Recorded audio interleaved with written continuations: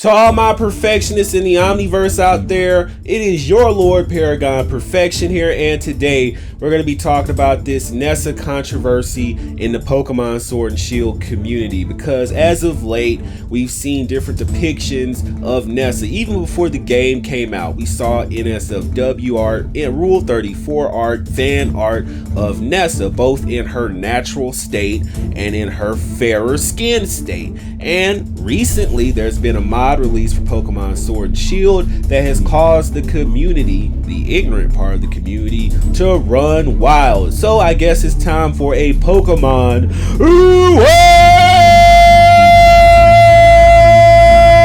tour.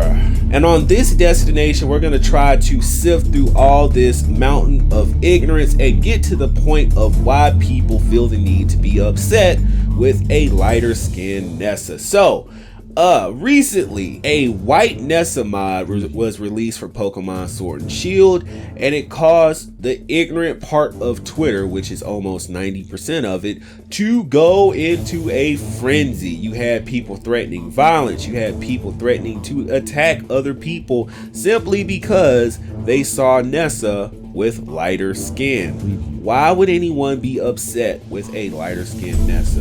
And no, this is not the first time that this has happened. Nessa has been out there in the community even before the game came out. When she was first revealed in scans and in trailers, the NSFW community did what it did best and had art of her out immediately. And inevitably, you were going to get to the point where people wanted to see, what if Nessa had lighter skin? But you had those detractors. Even in the fan art community, you had people who were attacking people because they saw Nessa with slightly lighter skin, not understanding that the artist may not have been trying to make Nessa quote unquote white. They may have been trying to show that she was in a colder atmosphere, because you know, if you're in a cold, low temperature atmosphere, it takes blood away from your skin and you may appear lighter than what you actually are. That's a concept in art, or it might just be lighting. There are different things like that that factor into the appearance of a character, and ultimately, if they were just making the character lighter, you know what I'm gonna say as a person of color?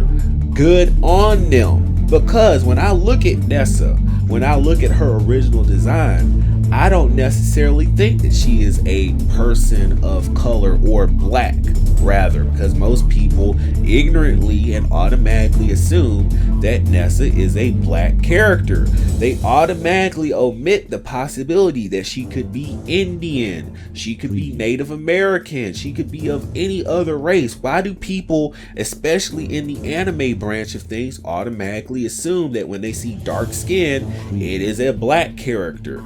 Same thing here in the Dragon Ball community. People ignorantly call Oob the black character of Dragon Ball, when it is proven, due to the region he lives in, due to the surroundings that he has, due to the certain clothing that people in his village wear, he is meant to be depicting the Indian culture.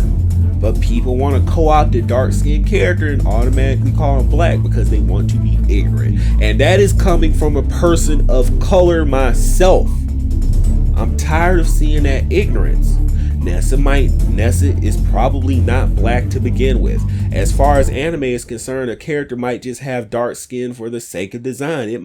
They hardly ever bring up race in anime or video games because it's not supposed to be important. I mean, what black person do you know that has blue eyes and straight hair like that? Like, I could see if we were talking about the character from, I think, Black and Black 1 and Black 2, Black 2, White 2 and all that. You know, they had a gym leader that had like an afro and she was a black woman character. And it was undeniably a black woman character. Now, I could see if someone took that character and changed them. But you know what? I probably still would not be mad, because they're just playing around with characters and trying to see them in different versions of themselves. I mean, and we do this in the art community all the time. You make the black version of this character, the black version of that character, and you don't expect people to be upset then. So why do you get upset when someone does the reverse? They make a white version of the character because they want to see what if the character had lighter skin. Why can people just not, if you don't like it, ignore it and go on about your day? If you have the time to complain about a lighter skinned Nessa, you need to reevaluate the time that you use with different things like Twitter and Reddit and Rule 34 and get a life. That's my opinion of it. But I saw an article from oneangrygamer.net, and Billy D had a very good take on this, and I thought about this too when we first got hit with this controversy several months ago when artists started making depictions of Nessa with lighter skin. So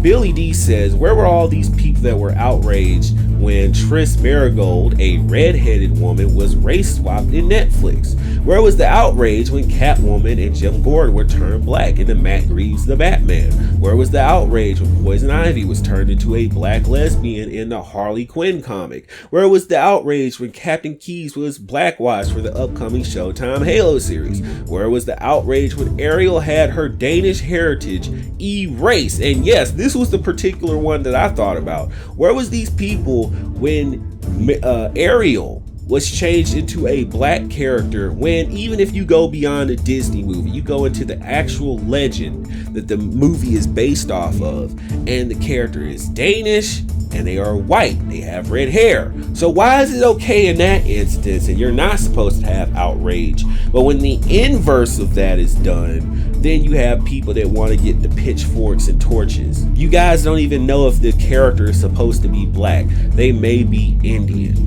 for all you know. It shouldn't matter. That's the point. That is the point of this conversation. Race should not matter. I don't care what a person does with that character. If they want to make the character look different, they can make it look different if they want to. And if I don't like it, I can ignore it and act like I have some damn sense.